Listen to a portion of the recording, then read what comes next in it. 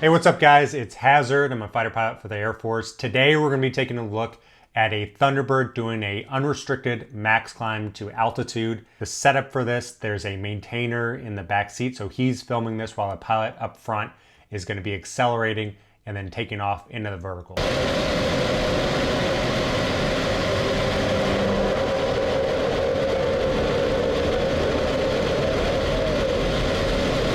All right, so you can see the pilot just selected max afterburner, and it takes a while for the different spray rings to light off. So they want to light off sequentially. I did a video recently.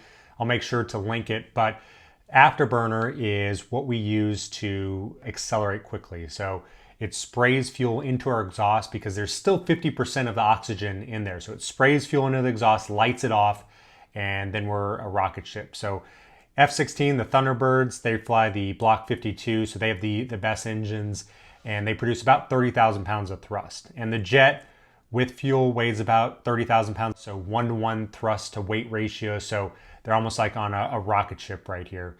And the thing about the F-16, or any jet rather, is that as it accelerates, it starts to accelerate faster. So it's a lot different than a car where 0 to 60 comes quickly, and then 60 to 120 is a little slower, then 120 to 180 is even slower if it can get up to that speed. In F-16, you are accelerating faster and faster and faster up until you start having to deal with too much parasitic drag.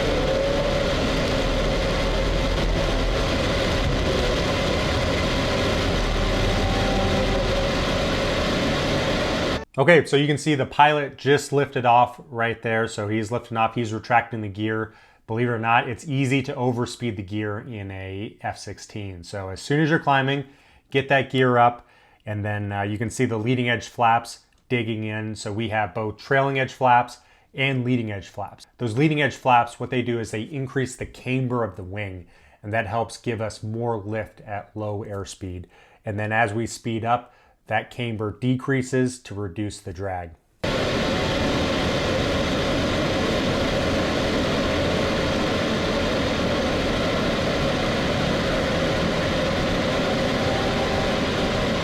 All right, so as a pilot, you're just holding the aircraft about 10 feet off the runway, you're accelerating. This is really where you get that sensation of speed, where you're taking off at about 150 knots, about 175 miles an hour, and you are accelerating to 400 to 500 knots.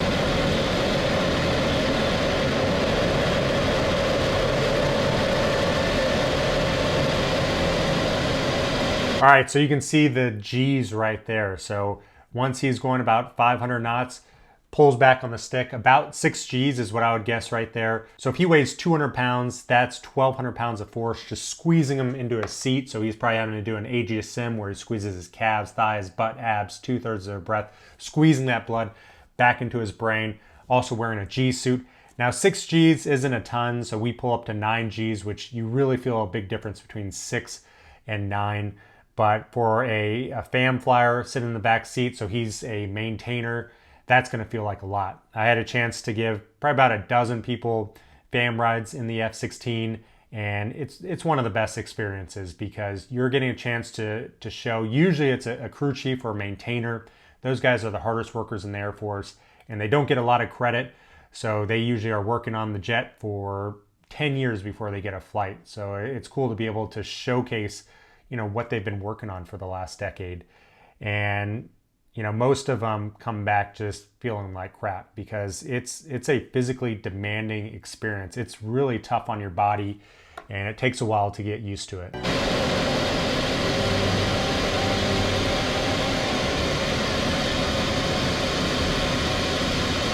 So you can see he's on the rocket ship now. You can see that climb rate of the F-16. I remember flying Cessnas way back in the day, and you're struggling for 500 feet a minute, and now you just see the whole world melting below you.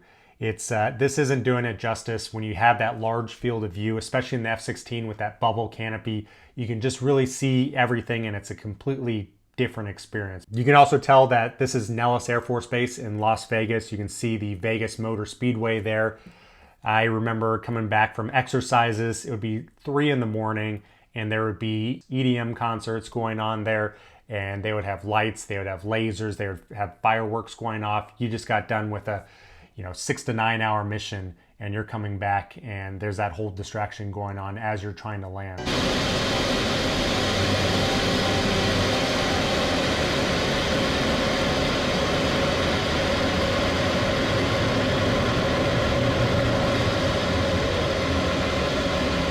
He's now at altitude, so probably going at about 250 knots right there. You can see the leading edge flaps really starting to dig in, struggling for lift. So slow down a lot, but I mean, you can see he's already at altitude. So there you go. That's what it's like to do a unrestricted climb in a F-16. Awesome experience. Had a chance to do this dozens, if not hundreds of times. Now, it's not a rare thing to do. It just requires some coordination, usually with clearance, and then the ATC has to make sure that all the traffic is out of the way in front of you. But it's definitely an awesome experience and showcases the performance of the F-16. So hopefully you enjoyed the video. If you did, make sure to like it, make sure to subscribe, turn on notifications, and I'll talk to you soon.